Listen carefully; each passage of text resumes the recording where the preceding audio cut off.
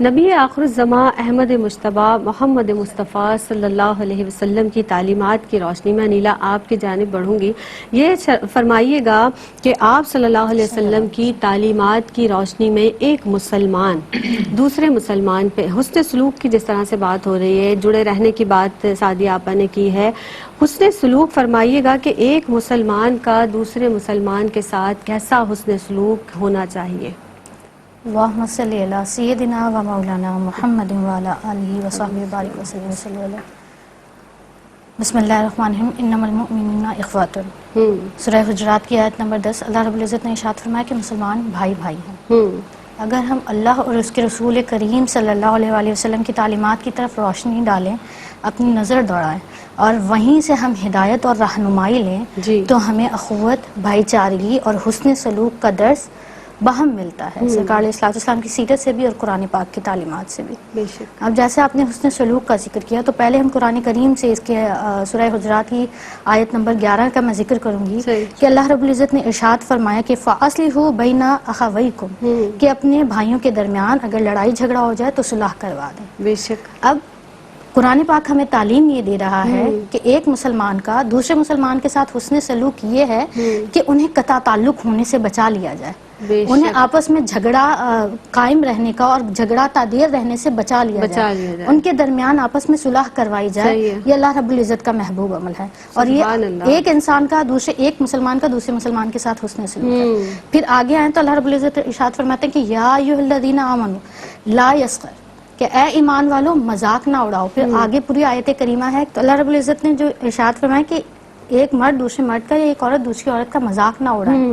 اب اگر ہم اس کو دو اینگل سے دیکھیں، پہلی بات یہ کہ مذاق کس چیز پر اڑایا جائے گا، قد و قامت پر، رنگ و نسل پر یا نسب پر.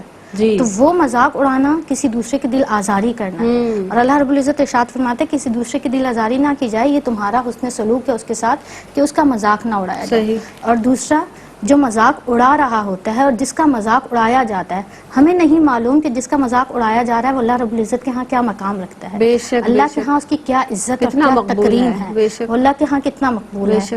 تو مذاق اڑانا دوسرے انسان کے عزت اور وقار کو مجروح کرنا ہوتا ہے. اسی اللہ پاک نے فرمایا کہ حسن سلوک یہ ہے کہ اس کا مذاق نہ اڑایا جائے.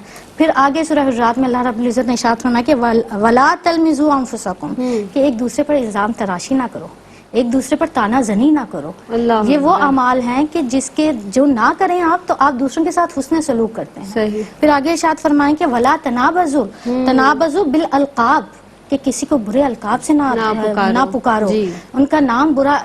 ہمارے معاشرے میں روٹین ہے کہ ہم کسی کا بھی اس کا رنگ دیکھ کر، اس کا قد دیکھ کر کوئی بھی ہم لقب رکھ لیتے ہیں. تو اللہ رب العزت اس سے منع فرما رہے ہیں کہ یہ تمہارا حسن سلوک یہ نہیں ہے کہ کسی کو برا لقب دو، تمہارا حسن سلوک یہ کہ اس کو اچھے نام سے پکارو.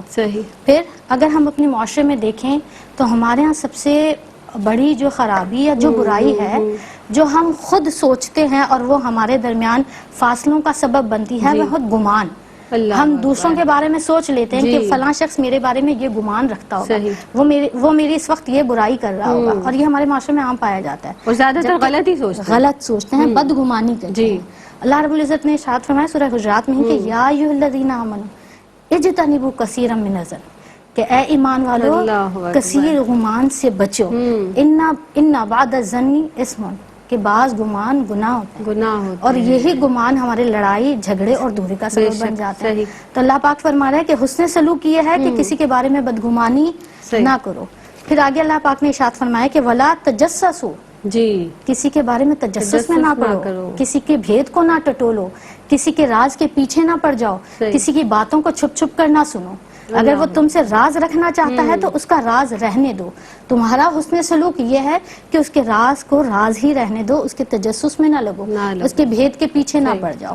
پھر اللہ پاک نے آگے ارشاد فرمایا کہ ولا یکتب بعضکم بعضا، اور غیبت نہ کرو، تم میں سے بعض کی غیبت نہ کریں، کیونکہ غیبت کرنا بھی ایک قبیح گناہ ہے. ہم پیٹھ پیچھے غیبت کرتے ہیں. تو دین اسلام قرآن پاک ہمیں یہ تعلیم دے رہا ہے کہ یہ اعمال کر کے اپنے حسن سلوک کو خراب مت کرو.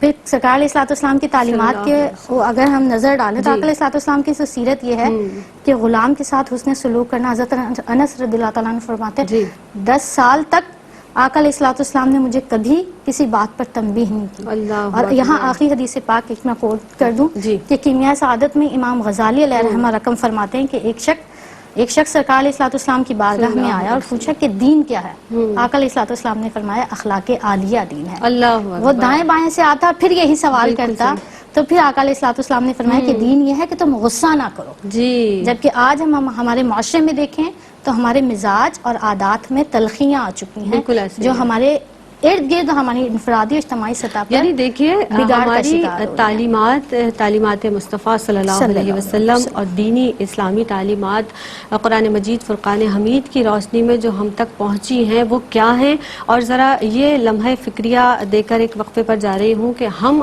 اپنے عمل سے کیا ظاہر کر رہے ہیں, ہم اپنے اعمال کو کس طرف لے جا رہے ہیں, یہ ضرور سوچیے گا. ایک وقفہ لیتے ہیں, حاضر ہوتے ہیں وقفے کے بعد.